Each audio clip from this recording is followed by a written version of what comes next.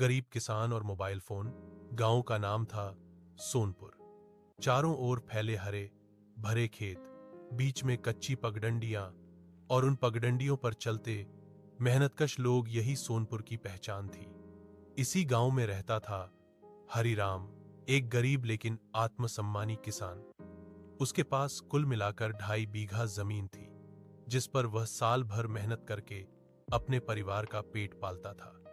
हरिराम की कमाई ज्यादा नहीं थी, लेकिन उसका जीवन ईमानदारी और सादगी से भरा हुआ था। हरिराम का परिवार छोटा था।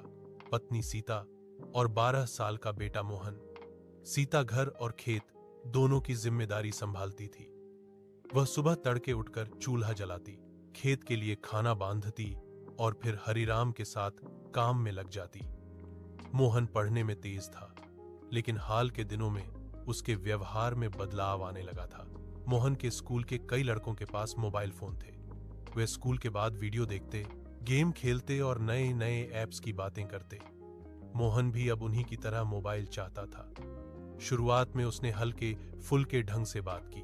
बाबा, आजकल सबके पास फोन है, मोहन ने एक दिन खेत से लौटते हुए कहा। हरिराम ने बिना उसकी ओर देखे जवाब दिया, सबके पास बहुत सी चीजें होती हैं बेटा, लेकिन हर चीज हमारे लिए जरूरी नहीं होती। मोहन चुप हो गया, लेकिन उसके मन में इच्छा और गहरी हो गई।